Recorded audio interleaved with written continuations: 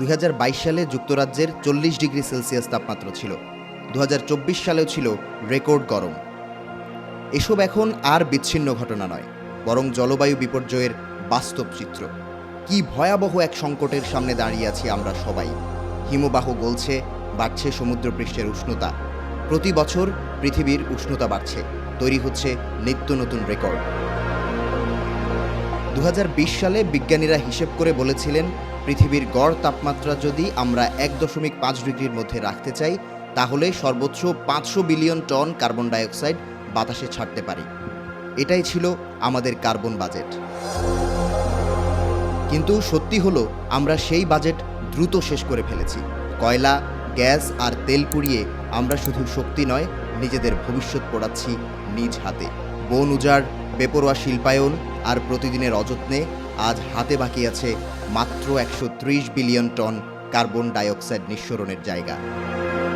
ভাবুন একবার, মাত্র 4 বছরেই 500 বিলিয়ন টন থেকে কমে এখন 130-এ পৌঁছেছে।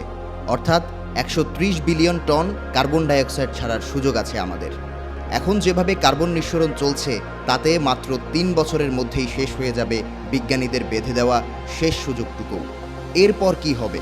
তাপমাত্রা বাড়তেই থাকবে, ঘূর্ণিঝড়, বন্যা, খরা থাকবে সারা বছরই। পৃথিবীটা চোখের সামনেই পরিণত হবে হাবিয়া দোজখে। 2015 সালের প্যারিস চুক্তিতে প্রায় 200টি দেশ 1.5 ডিগ্রি সেলসিয়াসের এই সীমা বজায় রাখার প্রতিশ্রুতি দিয়েছিল।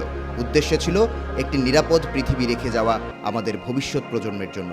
কিন্তু হায়, সেই প্রতিশ্রুতি আজ ভেসে যাচ্ছে ফসিল ফুয়েল পোড়ানোর ধোঁয়ায়, বন উজাড়ের করুণ দৃশ্যে আর অযত্নের ফলে সৃষ্ট অদূরদর্শী উন্নয়নের নামে।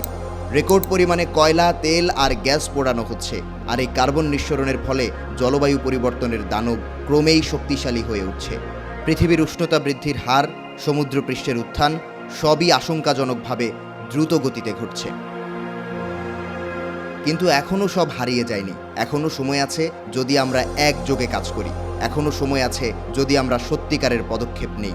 নবায়নযোগ্য শক্তি যেমন সৌর ও বায়ুবিদ্যুৎ আমাদের আশার আলো, কিন্তু এই আলোর শক্তি বাড়াতে হলে আমাদেরকে তেল, গ্যাস, কয়লার নেশা থেকে সরে আসতে হবে।